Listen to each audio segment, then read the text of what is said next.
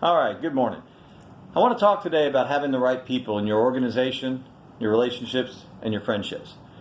I had a gentleman the other day that I've been working with that said to me, he said, how many folks you got working for you? And I said, I have the right ones. And he goes, what do you mean by that? I said, it's not the numbers. It's not the masses. It's do I have the right ones? See, I don't want just anybody in my life. I don't want just anybody as my friend. I don't want just anybody in my company. I want the right people. I want the people that are committed to the success of my business, my relationship, and my friendship. And if they can't be that, folks, they need not be with you. They need not be part of your organization. They need not be part of your life. They need not be part of your plans. And what I mean by that is they're the ones that are willing to fight through all the adversity. They're the ones that are willing to fight through the good times and the bad times, the peaks and the valleys of your business, the peaks and the valleys of your friendship, the peaks and the valleys of your relationship. Because look, it's not having masses of people that make you successful. It's not having masses of friends that make you successful. It's not having massive of people that you're dating that make you successful. It's finding the right one, the right few. And that's what this is about. It's about getting associated with the right people in your life, getting associated with the right people in your business. Look, there's talent and ability everywhere. But if these people with talent and ability don't come into your organization and take care of your organization first and primarily, they're not the right people. You know, there's a story of Gideon and the Mennonites, just to prove the point. Gideon is going off to war to face the Mennonites. The Mennonites have over 1.5 million troops. Gideon himself has over 1 million when he's getting ready to leave. Sounds like a pretty fair fight. Well, night before Gideon leaves, the good Lord comes down or speaks to Gideon and says, Gideon, you have too many. Gideon says, I don't understand. He goes, those that are married, those that have family, leave them behind. Their heart will not be in the battle. Their heart will not be in the fight.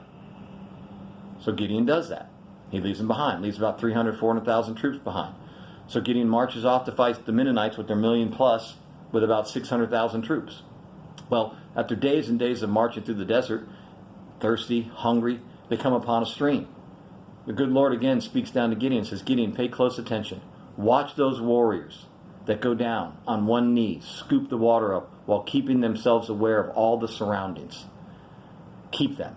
Those that recklessly throw themselves in the water just to satisfy their thirst with no concern for what is going on around them, send them home. Their heart's not in the battle. So Gideon paid attention. Ended up sending another 300,000 troops home. So Gideon's marching off to war with 300,000 to 400,000 troops versus 1 million plus of the Mennonites. Well, the bottom line is Gideon went, and not only did he win, he kicked their ass and defeated the Mennonites with far less people in battle. Why did he do that? Because he had the right people. And folks, there's nothing we can't accomplish in life if we have the right people. It's not about masses. It's about the right ones.